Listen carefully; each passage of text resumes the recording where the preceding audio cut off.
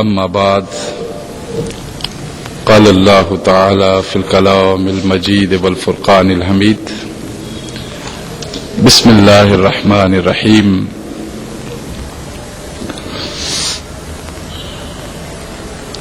يا أيها الناس اعبدوا ربكم الذي خلقكم والذين من قبلكم لعلكم تتقون الذي جعل لكم الأرض فراشا والسماء بناء وأنزل من السماء ماء فأخرج به من الثمرات رزقا لكم فلا تجعلوا لله أندادا وأنتم تعلمون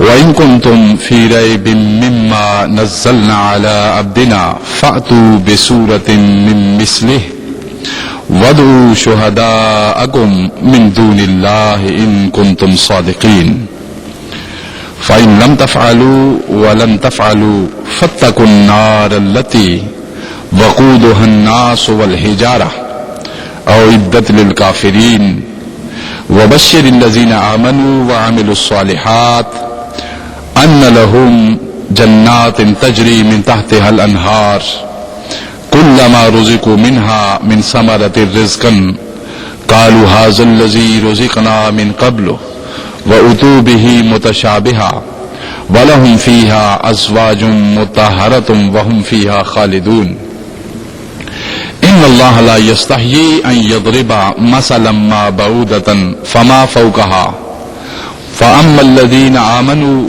فيعلمون أنه الحق من ربهم وأما الذين كفروا فيقولون ماذا أراد الله بهذا مثلا يضل به كثيرا ويهدي به كثيرا وما يضل به إلا الفاسقين الذين ينقضون عهد الله من بعد ميثاقه ويقطعون ما أمر الله به أن يوصل ويفسدون في الأرض أولئك هم الخاسرون كيف تكفرون بالله وكنتم أمواتا فأحياكم ثم يميتكم ثم يحييكم ثم إليه ترجعون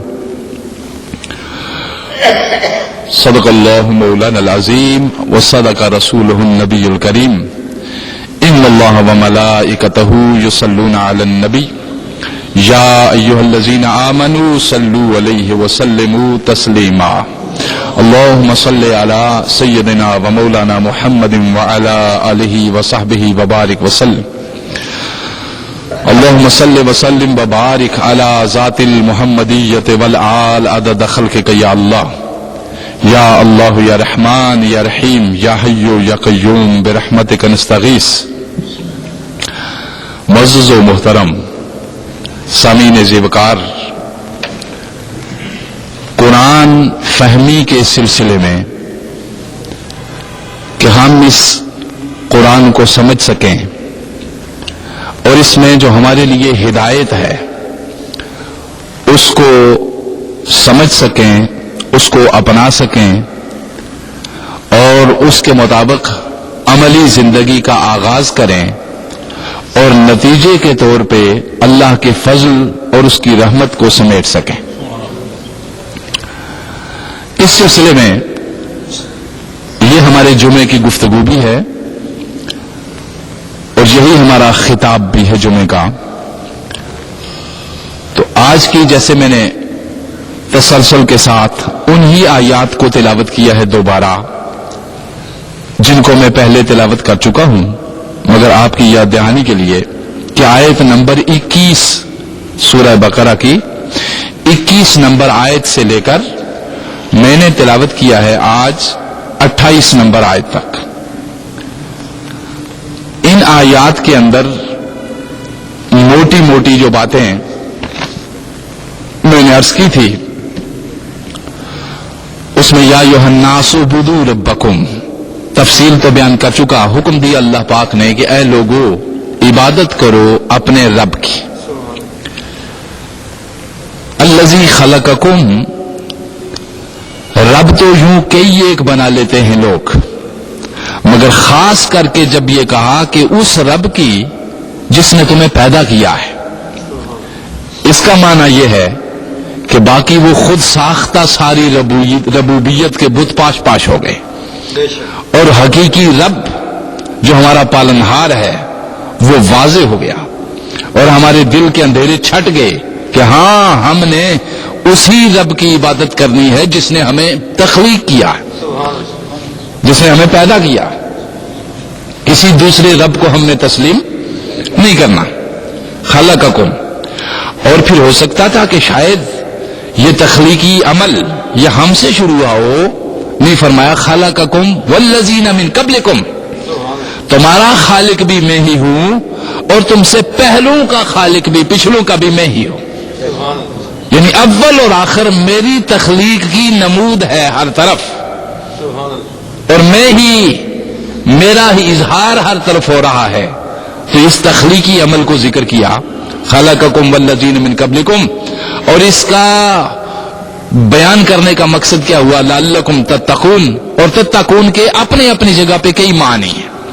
مثلا یہاں جو استعمال ہوا لعلکم تتقون، تو اس کا معنی یہ ہے کہ تاکہ تم سمجھو.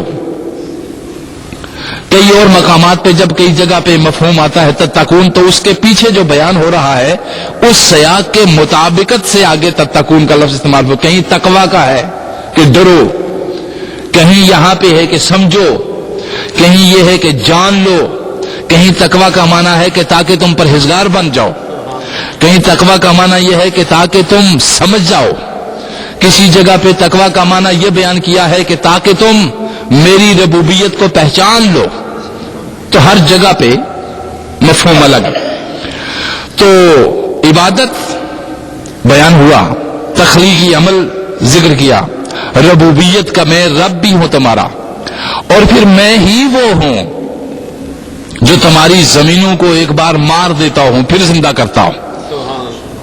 زمینوں کے اندر اگنے والی ہر خوبصورت سے خوبصورت شے، ہر چیز کو ایک بار کھلاتا ہوں، ہر چیز کو، اور پھر سمیٹ لیتا ہوں.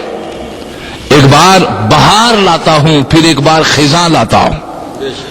اور یہ اس کی بہار اور خزاں کا عمل انسان پہ بھی جاری رہتا ہے.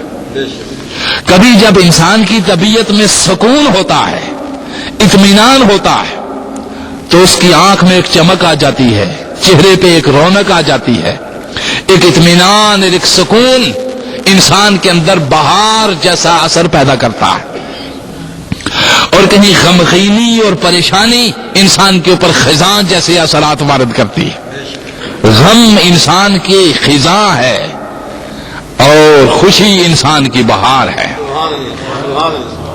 خوشی انسان کی کیا ہے؟ بہار ہے. اور پھر یہ بھی اسی طرح آگے غور کرتے چلے جائیں ہم کہ انسان کا بچپن، انسان کی جوانی، انسان کی صحت، یہ ساری چیزیں ایک بہار ہے. انسان کی بڑھاپا، اس کی کمزوری، اس کی بیماری، یہ اس کی خزاں ہے.